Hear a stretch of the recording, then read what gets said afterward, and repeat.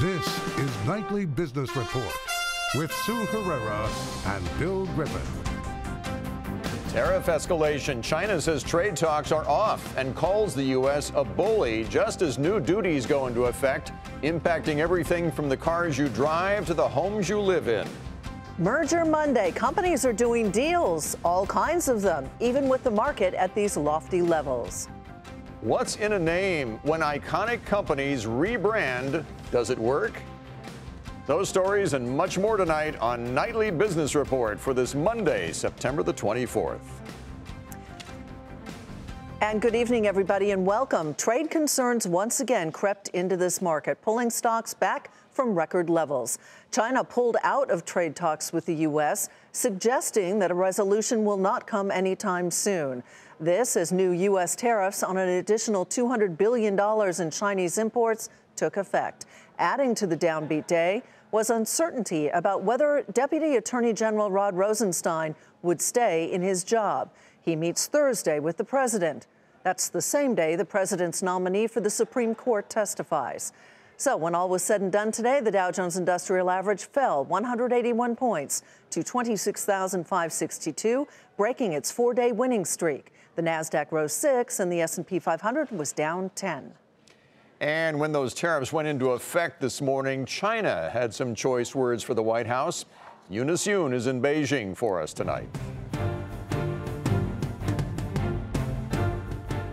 The U.S. has started taxing $200 billion worth of Chinese goods, another 10%, while China is now collecting tariffs between 5 and 10% on another $60 billion worth of American goods. Soon after, China made its position on the trade conflict known with a comprehensive 36,000-character white paper. The government will detail it further Tuesday morning, China time, but about half is dedicated to criticizing what it described as the U.S.'s trade bullyism, brazen unilateralism, economic hegemony, and attempts to intimidate other countries, including China.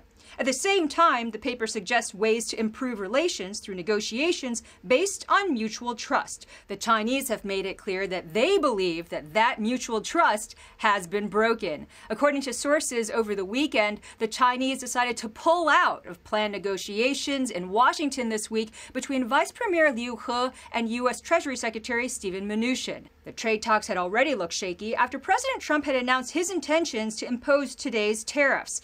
Then the U.S. imposed sanctions on China's defense ministry for buying military equipment from Russia.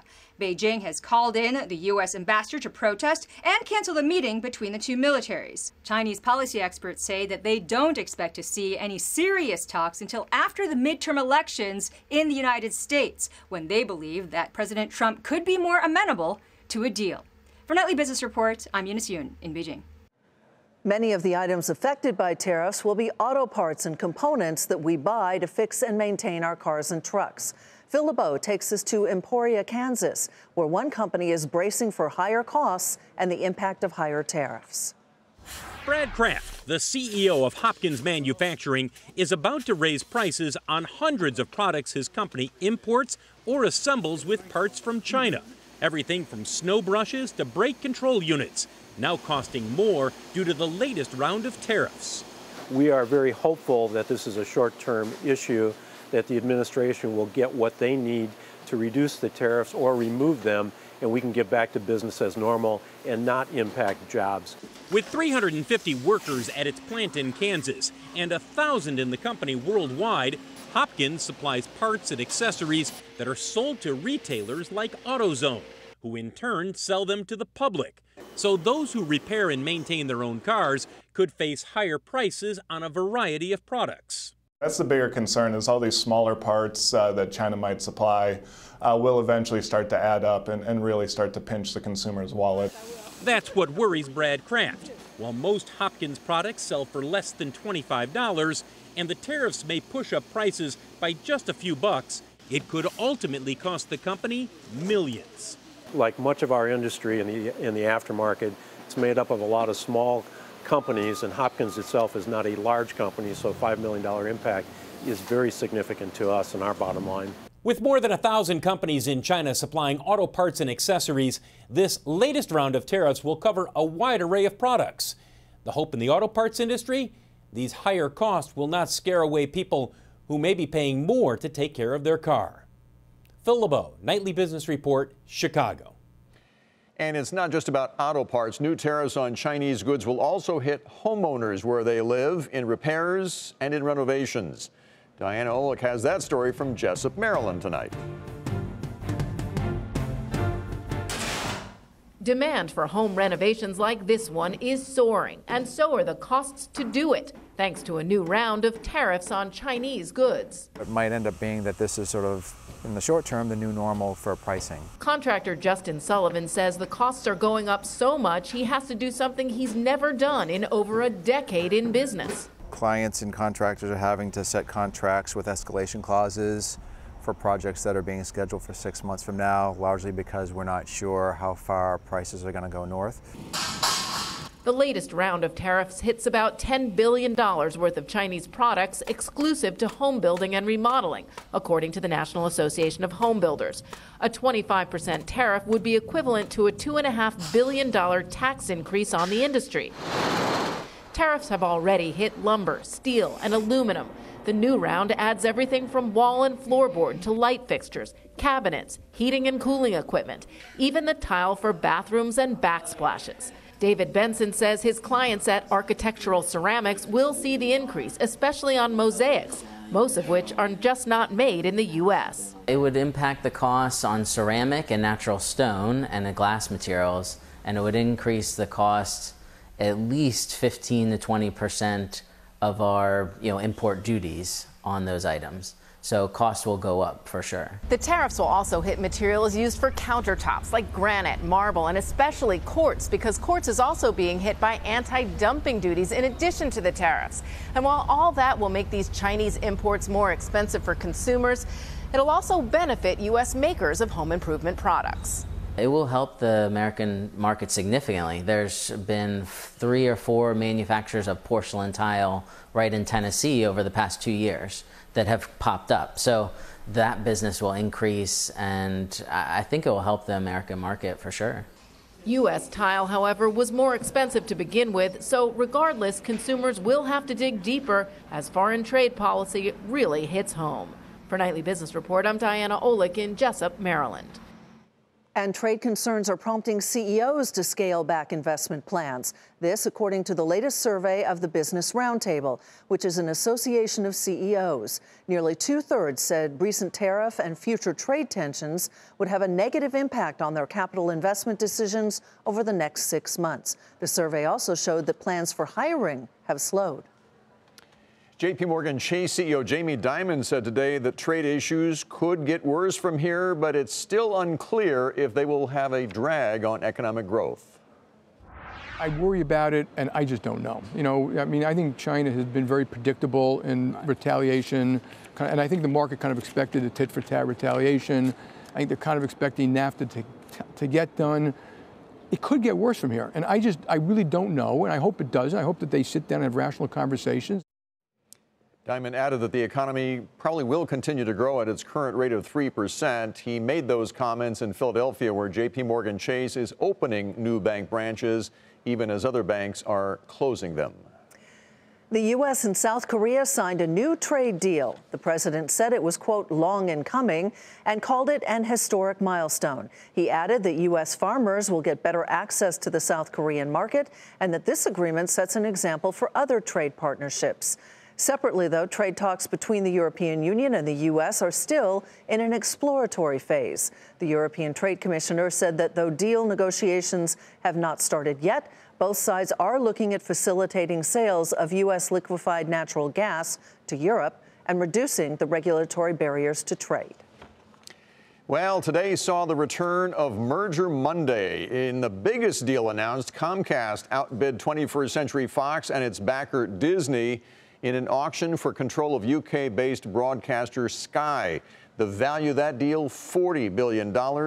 But some investors worried that maybe Comcast may have overpaid. Comcast is the parent company, as you may know, of CNBC, which produces this program.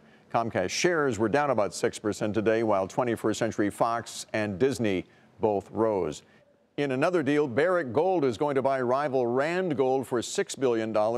The combined company will be the world's biggest gold miner, and shares of both Barrick and Rand were higher in today's trading session.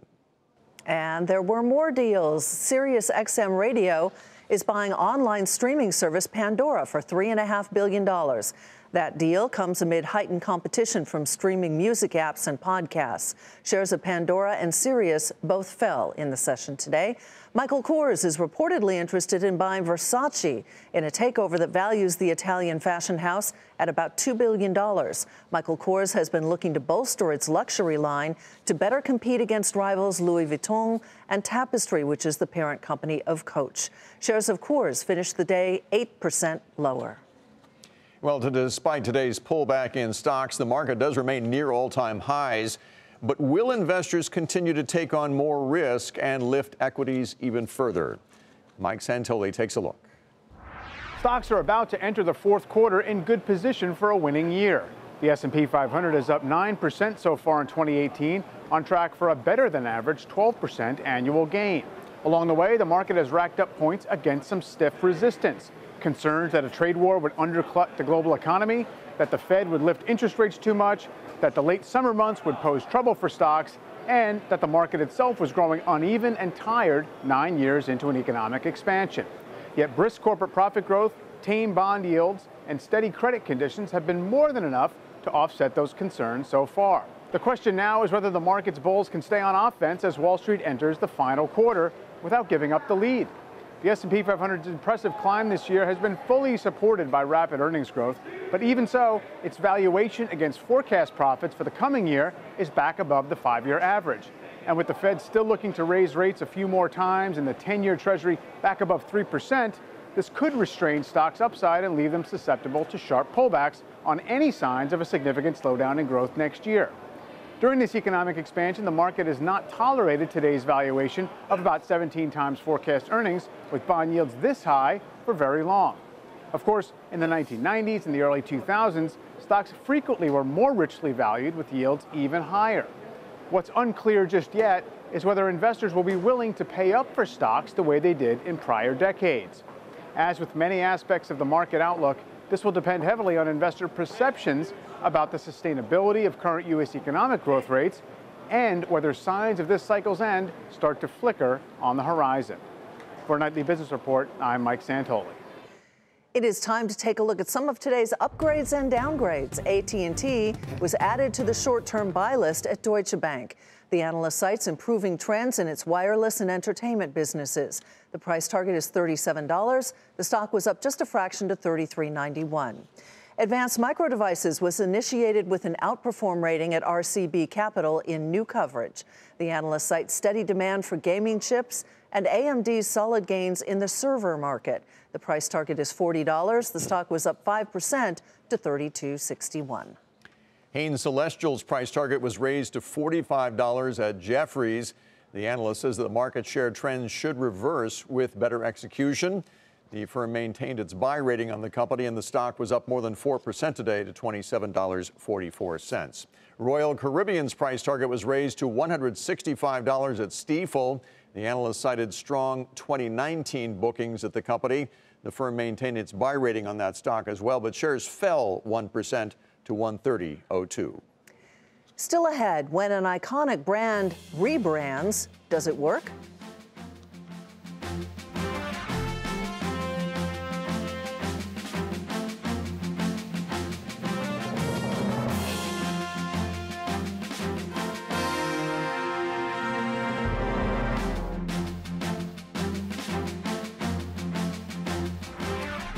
There are new estimates tonight on the cost of insured losses from Hurricane Florence, which, as you know, hit the Carolinas earlier this month. According to global risk modeling firm RMS, the total will be between $2.8 billion and $5 billion. That figure, by the way, includes wind, storm, surge, and inland flooding damage. The world's major oil producers did not commit to an additional increase in crude output at a closely watched meeting that took place over the weekend. That increase would have addressed expected supply disruptions of about 2 million barrels per day resulting from U.S. sanctions on Iran's exports. That sent the price of domestic crude to a 2-month high and the global benchmark to its highest settlement in nearly 4 years. The CEO of Saudi state-owned oil company Aramco said today he cannot say whether an IPO of the company will happen by the year 2020. An IPO, as you may know, had been planned for this year but was delayed. And he added that reports that the offering has been shelved entirely incorrect. His Excellency the Minister last month indicated that the government is committed to the IPO. At a time of choosing when the market conditions are optimal. And the reason I say it's incorrect, because look at what the government did so far to make sure the company is ready for the IPO. If it happens, the IPO from Aramco is expected to be the world's largest. Biotech Amarin sees promising results from its fish oil drug. That's where we begin tonight's Market Focus. The drug maker said its fish oil capsule reduced the risk of serious cardiovascular problems by 25% when compared to those on a placebo in patients during a study. Amarin said the medication is not intended to replace current treatments like statins. We know that lowering cholesterol, whether it be through statins or PCSK9s, lowers cardiovascular risk by about 25 to 35%. Where our drug is focused is addressing that 65 to 75% residual risk. So to be able to show 25% risk reduction on top of that cholesterol management is both new and we believe very important in terms of an opportunity for improved health care. Amarin shares soared 314% to $12.40. Sears CEO Eddie Lampert is trying to keep the struggling retailer on life support. A regulatory filing has revealed that Lampert, who also owns hedge fund ESL Investments, has asked creditors to refinance more than $1 billion worth of debt before a $134 million payment is due next month. The CEO is also calling on Sears to sell more than $3 billion worth of properties and assets. Shares of Sears fell 2% to $1.24. And Apple and Salesforce are working together to make it easier for businesses and developers to build their apps on Apple's iOS system. Under the new partnership, the companies will work together to incorporate some iPhone features like the Siri service and Face ID into Salesforce's apps. Salesforce said the companies that use its technology will be encouraged to create products that work seamlessly with Apple's devices. Apple shares rose 1% to $220.79. Meanwhile, shares of Salesforce gained 2% to $158.78. Software giants Microsoft, Adobe, and SAP are now partnering on an initiative that they say will help business clients like Walmart and Coca-Cola better understand their customers. This so-called open initiative will allow clients to seamlessly transfer data between platforms that are operated by those three companies. And Microsoft said the move will also help small businesses operate more efficiently. If you look at cloud, AI, and the Open Data Initiative, the idea that even a small business in Indonesia can now use SAP, Adobe, and Microsoft to become that much more efficient is the real opportunity. So you're bringing down that barrier to be able to use the latest and greatest technology for every business in every part of the world by really working together. And as you can see, all three companies, Microsoft, Adobe, and SAP, were higher in today's trade. United Technologies is reportedly considering selling its Chubb fire and security unit for more than $3 billion. Reuters says the company is likely to announce that decision within the next 2 months. Shares of United Tech fell by 1% to $140.34. And Weight Watchers is changing its name to WW. The weight loss company said the name change reflects a new focus on overall health and well-being. This has been part of an evolution of a journey to go from being undisputed leader in healthy eating for weight loss to much broader than that, to truly be a partner to people in overall wellness for what you eat, how you move, how your mind works to support you, and how you become part of a community. Shares of what is now called WW rose nearly 4.5% today to $72.89. And many other companies over the years have changed their names as well, and for different reasons, of course. But some examples include World Wrestling Federation becoming World Wrestling Entertainment, GMAC Bank rebranding itself as Ally Financial, and the one we've all heard of, Google, changing its name to Alphabet. Joining us to discuss why a business changes its name is Dean Crutchfield, founder of Dean Crutchfield Associates. Good to see you again, Dean. Welcome back. Thank you very much. Good to be here. Let's start with WW. The market liked it. It was up 4.5% today. Last year, it was a huge gainer on the stock market. What do you make of their move today? Well, you know, brands are about standing out or die. And so to stand out, you need to be relevant. And Weight Watchers realizes that the past was about dieting and looking good. Today, tomorrow is about feeling good and getting more out of life. And so they want to create a platform that's not just about diet, but is beyond diet. And in many ways, they're an e-commerce business that can be selling dietary products, health food diet products. It can be selling health care equipment. There's lots of opportunity for stretch for WW, far more than it did when it was Weight Watchers. Then there are those companies that don't want to remind people of the past, of what's happened. GMAC, that Sue mentioned before, yes. GMAC Bank becoming Ally Bank. GMAC was notorious for some of the subprime loans that led to the financial crisis, right? Absolutely, and I think, you know, one wants to break away from the past, and GMAC is a classic example of that, where, yes, it was literally drowned out by the whole subprime mortgage scandal, so it needed to signal change. And one of the best ways for a company to signal change is through a naming and identity program. It's probably the most prolific public way one can do that. But the question is, how well do you do it? How well do you manage the process? But most importantly, you know, what do people think? What's the perception, especially from the investor market?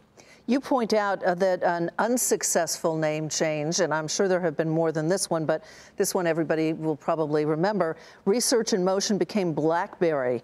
And you say by the time they did that and tried to become more hip and more relevant, it was too late. Yes, I mean, they lost their relevance. I remember recommending Research in Motion back in 2000 change its name to BlackBerry, but they were too arrogant to recognize their most important brand was BlackBerry, and that disconnect, I think, really hurt them from a development point of view. And by the time they started to grab hold of the brand name BlackBerry, BlackBerry had lost its relevance, and so had Research in Motion, and the rest is history.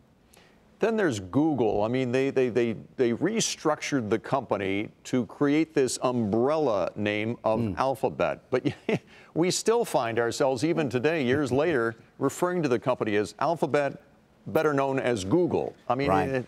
Whether that name change has worked or not remains to be seen, huh? Well, I think it's really about, that's a business issue. That's a business definition issue. Don't forget, they actually used to be called Backrub back up until 2000. So Google was a far better improvement on that. But Alphabet is really about that view the company now has from the A to Z of any investment. It's got YouTube. It's, you know, it's phenomenally successful Android platform. It also creates products like Pixel. So it doesn't want to be defined with Google, which is a search engine and a very successful one, but it's just part of its portfolio. So strategically, they're trying to build a reputation around Alphabet, but it's particularly an investor brand as opposed to a consumer brand like Google. Very interesting, Dean. As always, thanks for joining us. Thank you. Dean Crutchfield with Dean Crutchfield Associates. Coming up is golf on the verge of a major comeback.